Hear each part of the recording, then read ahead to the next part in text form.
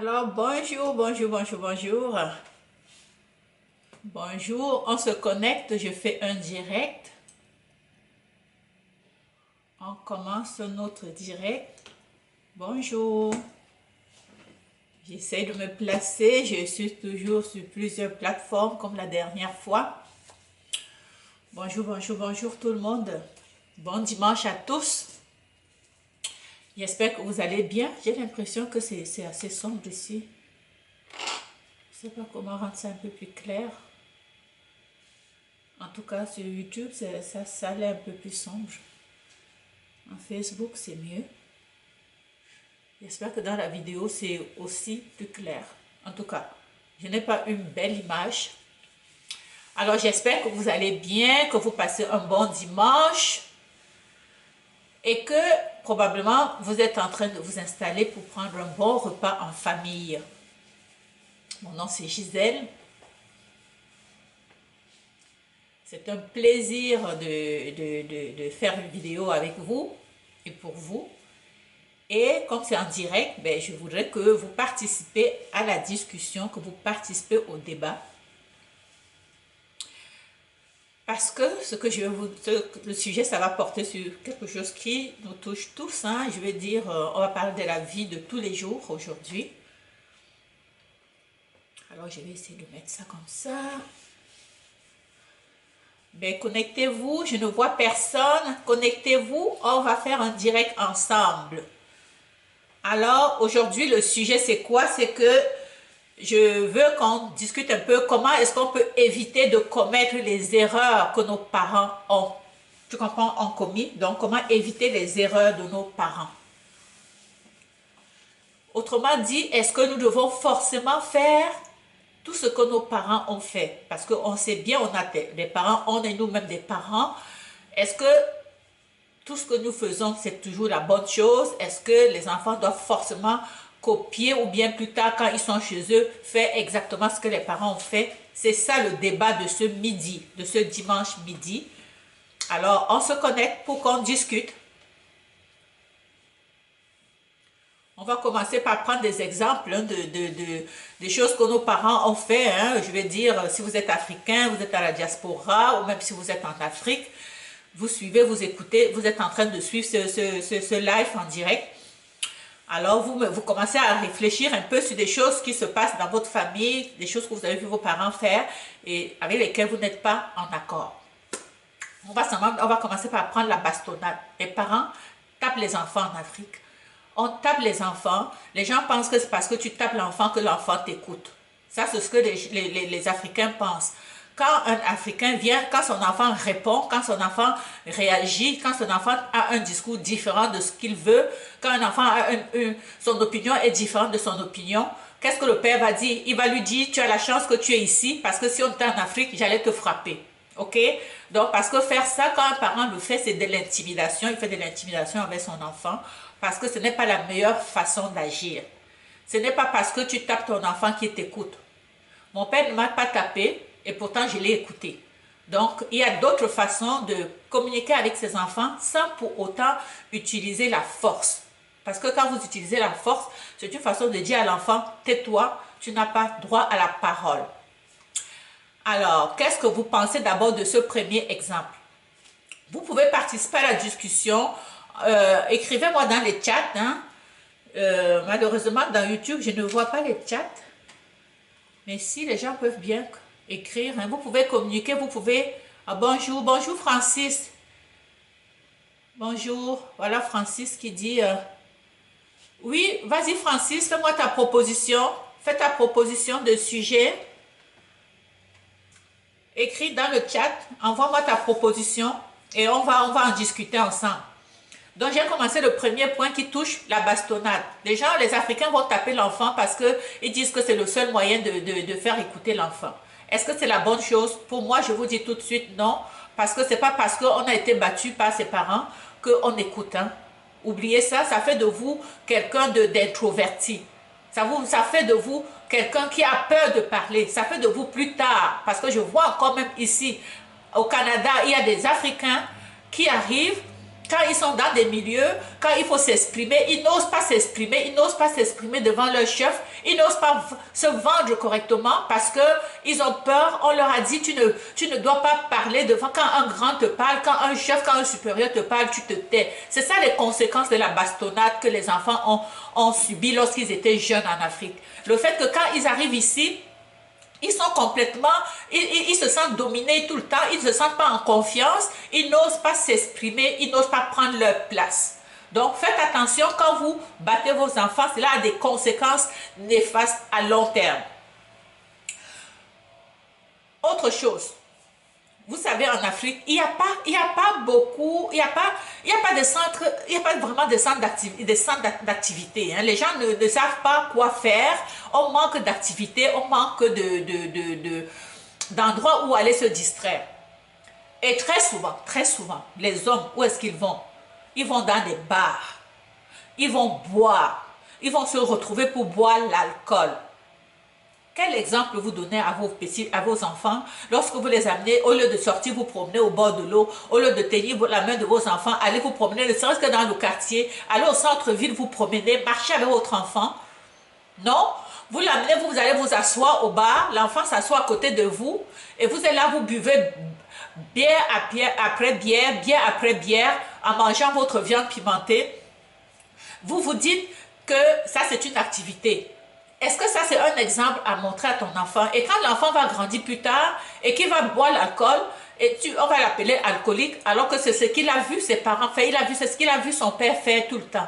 Quand son père sortait avec lui, il l'amenait au bar, s'asseoir à côté de lui, pendant qu'il boit, il parle, il raconte, l'enfant est là, il s'ennuie, il ne sait pas quoi faire, et bien il y a même des hommes, il y a même des papas qui donnent la bière aux enfants. Ok? Ce que je vous dis, c'est exact, c'est vraiment ce qui se passe. Et là, aujourd'hui, je vous parle des erreurs que les parents ont commises et qu'il faut éviter de reproduire absolument. Absolument. Quels sont ceux qui peuvent me dire ici que leurs parents, ou bien la mère ou même le père, l'a souvent tenu, l'a souvent reconforté, lui a donné des câlins, lui a dit « mon fils, ma fille, je t'aime ». Faites-moi des commentaires ici. Faites-moi des commentaires sur ce que je suis en train de vous dire. Faites-moi des commentaires parce que le sujet d'aujourd'hui, c'est vraiment une conscientisation. Moi, je veux ici que lorsque vous allez écouter cette vidéo, que vous vous remettez en question. Ok? Que vous vous dites, oh tiens, c'est vrai. Je n'ai pas fait telle chose, je devrais faire comme ça. C'est ça le but de ma vidéo. Hein. Le but de ma vidéo, c'est vraiment que vous preniez du recul et que vous vous regardez dans le miroir. Et vous vous dites, mais tiens, est-ce que je suis affectueux envers mes enfants? Est-ce que moi, quand je veux me détendre, est-ce que je sors avec mes enfants me promener au lieu d'aller seulement dans les associations, m'asseoir, boire, manger? Est-ce qu'en dehors des heures d'école, est-ce que pendant les fins de semaine, est-ce que je sors, est-ce que j'ai une activité, est-ce que je prévois des activités avec les enfants? C'est ça le but ici, ok? Et autre chose aussi, est-ce que quand mon enfant est têtu, est-ce que je le tape toujours? Parce que on ne tape pas l'enfant pour qu'il écoute. Vous pouvez avoir de l'autorité sur votre enfant sans utiliser la bastonnade, sans utiliser les chaussures, sans utiliser la ceinture pour frapper l'enfant. Donc c'est ça. Et c'est ce que les parents africains ont l'habitude de faire. Est-ce que vous avez vu... ça, ce que je vous ai dit, je vous ai demandé si vous avez eu des parents qui vous ont manifesté des gestes de tendresse. Est-ce que votre mère ou votre père vous dit « je t'aime », vous a dit « je t'aime mon enfant »,« je t'aime mon enfant », juste ce mot-là, « je t'aime ». Et même à part de ça, est-ce que vous-même là, vous, diaspora, est-ce que vous dites à votre femme, je t'aime? Est-ce que vous le dites? C'est pas de dire « tu sais que je t'aime », non. Est-ce que tu ouvres la bouche pour lui dire « je t'aime » ? Au lieu de dire, mais je te manifeste déjà, non, tu vois, le fait que je te donne telle chose, c'est parce que je t'aime. Non, c'est pas ce qu'elle veut. Elle veut que tu lui dises, je t'aime. Elle veut que tu lui tiennes la main. Elle veut que quand elle est dans la cuisine, tu viens lui tenir l'épaule, que tu lui manifestes de la tendresse. Toutes les femmes du monde entier aiment ça. Toutes les femmes, sans exception. J'ai pas vu une femme qui n'aime pas l'affection. Les parents africains ne l'ont pas fait. Mais ce n'est pas une raison pour que vous continuiez la même chose ici. Ok, et même pas seulement ici, dans la vie, même quand tu sois au fin fond de l'Afrique, l'être humain a besoin de tendresse.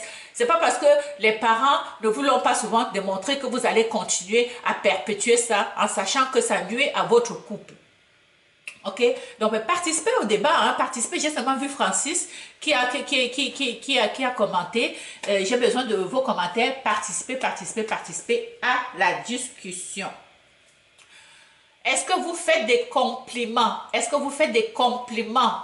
Lorsque vous êtes satisfait, vous êtes content, est-ce que vous faites des compliments? Que ce soit votre enfant, que ce soit votre femme, que ce soit n'importe qui, est-ce que vous faites des compliments? Est-ce que vous dites, par exemple, à votre femme, oh, j'aime ta robe, ça te va très bien, je te trouve très jolie. Est-ce que vous lui dites ça? Ou bien vous tournez seulement comme si c'était normal. Quand votre femme se met belle, c'est pour vous plaire aussi. Oui, elle veut se plaire à elle, mais ça lui fait plaisir que vous le lui dites. Ça lui fait plaisir que vous lui dites, oh, j'adore ta robe. Oh, j'aime le tissu. Oh, j'aime, ça te va très bien. Elle veut l'entendre. Nos parents ne l'ont pas fait. Ça ne veut pas dire que vous ne pouvez pas le faire. Quand je dis nos parents, c'est pas tous, hein, parce que mon père, il le faisait. Alors, c'est ça que je veux que vous sachiez. Est-ce que vous, dans votre maison, aujourd'hui, c'est que je suis en train de vous parler des erreurs des parents que je ne veux pas que vous continuez à reproduire. Est-ce que quand vous mangez à la maison, vous laissez manger votre enfant à part, ou bien la femme sert d'abord son mari et puis les autres, chacun se débrouille et puis l'homme vient manger tout seul à table. Vous devez manger en famille, ensemble, ensemble. Quand je dis bien ensemble, c'est ensemble. C'est un moment de partage. Et non qu'on enlève pour le père, on met les gros morceaux et les enfants, on les miette. Non. On ne fait pas ça. L'enfant a droit aussi à la bonne partie de la viande. L'enfant a droit aussi à avoir le bon morceau. L'enfant a droit à avoir la même chose que le parent. Il n'y a pas un morceau où on a écrit le nom du père dessus, ou bien il n'y a pas un morceau où on a écrit... Tout le monde a le droit au bon morceau. Ok? Donc, parce que je me rappelle, en Afrique, on laissait toujours la bonne viande, la cuisse, la poitrine, on gardait ça pour le père. Et puis, les enfants avaient les ailes, avec les os coupés, parce qu'on veut laisser la bonne partie au papa. Ok? Donc, ici, vraiment, ça, ce sont des erreurs à ne pas reproduire. On a parlé des activités.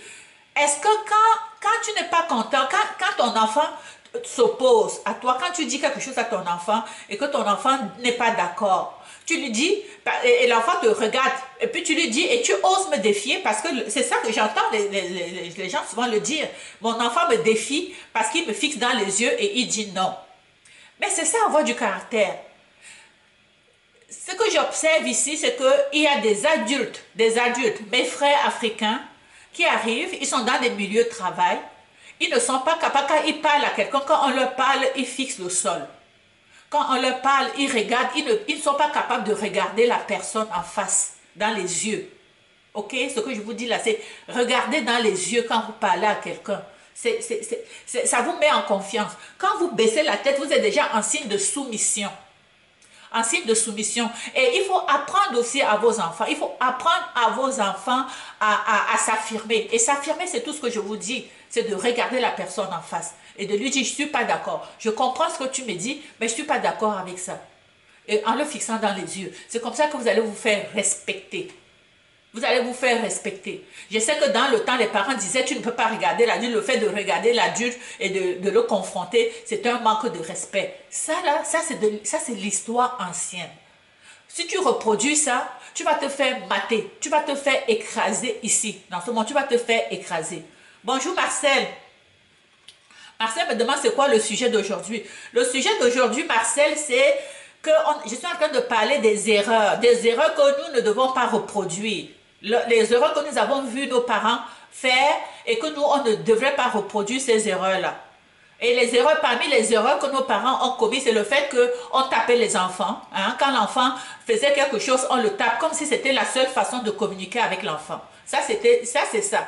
L'autre chose que j'ai vu les parents faire aussi, c'était souvent parce que l'enfant ose confronter le père va dire qu'il est têtu. Et ce que ça fait, c'est que ce sont des enfants qui arrivent ici, même à l'étranger, ils ne sont pas capables de regarder leur vis-à-vis et d'exprimer leur opinion. Parce qu'on leur a dit, quand l'adulte te parle, tu dois te taire. Et ça, c'est très grave. Parce que tant que tu ne peux pas confronter l'autre, il faut le fixer dans les yeux quand tu lui parles. L'autre va toujours t'écraser. Et c'est ça, ce sont des erreurs parce qu'on disait aux enfants, si un adulte te parle, il y a des gens ici qui ont peur de leur patron comme ça, ils ne peuvent pas ouvrir la bouche. Qu'est-ce que ça fait? C'est qu'on ne prend jamais ton opinion en considération si tu n'es pas capable de t'exprimer avec force, avec vigueur, avec assurance. Donc, c'est de ça que je suis en train de parler. Et je parlais aussi, Marcel, puis toi, tu viens d'arriver, du fait que les parents africains ne sont pas assez démonstratifs en signe d'amour. Ils ne vont pas être affectueux, ils ne caressent pas leur enfant, ils ne manifestent, ils ne vont pas faire des compliments, par exemple. Ça va être très rare de voir un Africain qui va dire à sa femme, je t'aime, je te trouve jolie, ta robe te va bien. Tout ça parce que c'est comme si on disait dans le temps, si tu fais ce genre de commentaires, ben, c'est que tu donnes le droit à ta femme d'aller dehors. Donc c'est ça aussi. Donc je vois aussi Linda qui dit, manger en famille à nos jours, c'est le seul moment pour discuter ensemble, parler de sa journée, le bon moment. Ok, c'est ça, Linda dit ça, et c'est parce que j'ai dit tout à l'heure, Marcel qui vient d'arriver, ce que j'ai dit que lorsqu'on mange à table, parce que vous savez, en Afrique souvent, ce qui arrivait, c'est que quand on sert à manger, on gardait les bons morceaux pour le papa, et puis les enfants devaient manger à l'extérieur, loin, on ne se préoccupe même pas si l'enfant a bien mangé, on ne s'occupe même pas de lui, on s'occupe juste de la nourriture du père. Et souvent, le père vient manger tout seul. Et là, ce que Linda est en train de dire, c'est que quand on mange ensemble, c'est le moment où les gens sont ensemble, le moment où tu sais ce qui se passe avec l'enfant, le moment où tu sais ce qui se passe dans sa vie, le moment où tu sais ce qui se passe dans le travail de tout le monde. Donc, manger ensemble, même si vous n'avez pas le temps chaque jour de la semaine, d'être ensemble, même si c'est une fois par semaine que vous prenez l'habitude de manger, mais que ce une fois-là, tout le monde soit à table, sans cellulaire, et que vous puissiez faire le tour de la semaine ensemble. Je suis consciente que ici on n'a pas le temps, la vie ça court vite, on n'a pas le temps, mais trouvez le moyen, même si c'est une fois par semaine, une fois que vous n'allez même pas négocier, c'est une fois là, ça va être votre fois où vous êtes tous à table, tout le monde. Ok, il y a Francis qui dit, tout d'abord, veuillez m'excuser car le sujet ne cadre pas totalement avec le but de la vidéo. Je reviens avec la question de mariage mixte que vous avez abordé dans une précédente vidéo. Ok, Francis veut qu'on revienne sur le mariage mixte. Ok, il dit, la jeune fille qui partage ma vie, je la connais depuis bientôt 6 ans. Elle a toujours été d'un soutien inconditionnel dans mon cheminement. Aujourd'hui, je me sens prêt à marier une femme. Bon, voilà, c'est tout à fait fantastique. Mais en tant que Bamileke, je me demande, une femme blanche, comment sera-t-elle accueillie? Elle est musulmane. Pour moi, c'est ok. J'ai appris à connaître l'islam. Ok, attends, je continue avec Francis. Francis dit, je pense également à la vie de nos futurs enfants. Où vivront-ils? Seront-ils attachés à ma tradition, à mes origines, ou seront-ils uniquement liés à la culture arabe? Bon, je continue toujours avec Francis parce que Francis aimait son problème. C'est une fille bien, pas trop instruite, mais avec qui je suis en paix. C'est malheureusement un sujet que je ne peux aborder avec ma mère, pourtant j'aimerais bien. Merci pour vos vidéos, continuez. Alors, si je peux donc exprimer sur le sujet que Francis est en train de soulever, sur le mariage mixte, ok, ce que Francis dit, bon, je vais répondre un peu, ça va un peu en aparté de notre vidéo d'aujourd'hui. Lui, il est amoureux, il est avec une femme d'une autre culture, d'une autre religion, et il l'aime, ils vont bien ensemble, et il s'inquiète, il se demande comment il va aborder la question avec sa famille. Bon, ça c'est toujours un sujet très délicat parce que dans un couple, l'histoire de couple, c'est une histoire de 2 personnes d'abord, même si c'est l'histoire de famille. Même si on a besoin d'avoir la bénédiction de nos parents, parce que ça nous rassure, parce que quand on vient avec une femme ou bien avec un garçon dans notre famille que nos parents aiment, ça nous apaise et ça nous rassure. Ça, c'est quelque chose que nous recherchons tous. Mais dans le fond, ça vous concerne vous deux d'abord. Vous deux d'abord. C'est vous deux qui vous connaissez jusqu'à quel point vous êtes proches. Bon, dans le cas de famille africaine avec musulmane, bon, ça c'est toujours, vous savez l'histoire de religion. Bon, là tu me dis que tu es devenu maintenant musulman, tu es allé prendre la religion de la femme pour te faire accepter dans sa famille. Bon, là, c'est toujours délicat, hein, mon frère Francis. C'est très délicat parce que c'est ça qui me dérange un peu souvent avec le truc des musulmans parce que tu es obligé, toi, de te convertir à sa religion. C'est ça qui me dérange. Parce que moi, je suis pour l'égalité. Je vois pas pourquoi c'est toi qui dois te convertir. Pourquoi elle aussi, elle se convertit pas à ta religion. Pourquoi c'est toi qui dois te convertir à sa religion. Ça, c'est toujours ma question. Mais qu'à cela ne tienne, ça t'appartient. C'est sûr que ta mère va probablement avoir la même réticence que moi. Mais peut-être que peut-être c'est une bonne personne, comme tu dis. Vous êtes ensemble depuis longtemps, vous vous connaissez bien. Donc, si tu es bien dans cette religion-là, ben vas-y. Si tu es bien dans cette religion, vas-y. Mais dis à ta mère, il faut tout simplement dire à ta mère correctement. Tu peux l'inviter ici, tu peux l'inviter aussi ici pour qu'elle vienne rencontrer ta femme. Tu peux l'inviter ici pour lui présenter ta femme. Parce qu'en disant à distance, elle peut avoir une réaction et elle peut commencer à utiliser des paroles, elle te maudit ou bien des choses comme ça. Ça, c'est souvent ce qu'on voit dans notre culture. Hein. Mais moi, je t'invite vraiment de l'inviter à ta mère ici. Si tu as les moyens de l'inviter ici, tu l'invites et tu lui présentes ta fiancée. Parce que si c'est une bonne fille, ça va connecter. Parce que, quelles que soient les réticences que les parents peuvent avoir, c'est quand tu rencontres la personne que tu sais. Parce qu'il y a toujours des exceptions. C'est pas parce qu'il y a toujours on dit qui concernent tel pays, tel peuple, telle race que tout le monde est comme ça. Donc, ça se peut qu'il n'y ait pas de problème. Donc, moi, je te conseille fortement, par exemple, d'inviter ta mère ici et de lui présenter et ne lui dire rien à distance parce qu'elle ne peut pas comprendre. Elle ne peut pas comprendre que tu es tombé probablement sur une perle. Elle ne peut pas comprendre. Mais si elle est là avec toi, elle vient passer quelques jours avec vous, elle la côtoie et c'est une bonne fille qui l'accueille bien, qui est gentille, je pense qu'elle va faire la part des choses. Parce que c'est qui compte comme maman, nous qui avons des garçons, nous, on a juste besoin d'avoir une belle fille qui nous respecte. Ok, parce que nous, les mamans qui avons des garçons, ben, on n'a pas beaucoup de choix que de nous entendre avec nos belles filles. Mais pour que tu t'entendes avec ta belle fille, il faut qu'elle te respecte. Si elle ne te respecte pas, tu as beau faire n'importe quoi, ça ne va pas marcher. Ok, donc si on continue donc dans notre sujet, j'espère Francis que ça va un peu, ça va bien, hein, parce que ce que je t'ai dit, ça te rassure et que ça va te donner quand même des pistes de solutions par rapport à la problématique que tu vis présentement parce que tu es dans un dilemme. Tu ne veux pas déplaire à ta mère et puis c'est ça. Donc si on revient donc dans les erreurs que nous ne devons pas commettre une fois que nous avons grandi, donc nous ne devons pas reproduire les mêmes erreurs que nos parents. Ce qu'on disait tout à l'heure, c'est quoi? C'est que de toujours donner raison à l'adulte. Donc, le fait qu'on nous dit tu ne critiques jamais, tu ne dois jamais critiquer un adulte. Ou bien vous allez dans une fête, vous allez dans quelque part, les adultes ici, j'ai vu ici là, vous allez dans une fête ou bien il y a une assemblée quelque part, les enfants sont assis, les enfants qui sont arrivés plus tôt, ils sont assis sur une chaise, les adultes viennent et demandent aux enfants de dégager pour s'asseoir à la place des enfants. Comment vous voulez que ces enfants-là vous respectent? La dernière fois, j'ai vu un enfant me regarder, un adulte est venu, le pauvre était là, il était assis depuis longtemps, l'adulte qui est venu en retard, le petit était assis, là, c'est même pas qu'il était petit, il devait avoir 14 ans. Un enfant de 14 ans, il n'est pas un enfant. Il vient, il lui dit, quitte, laisse la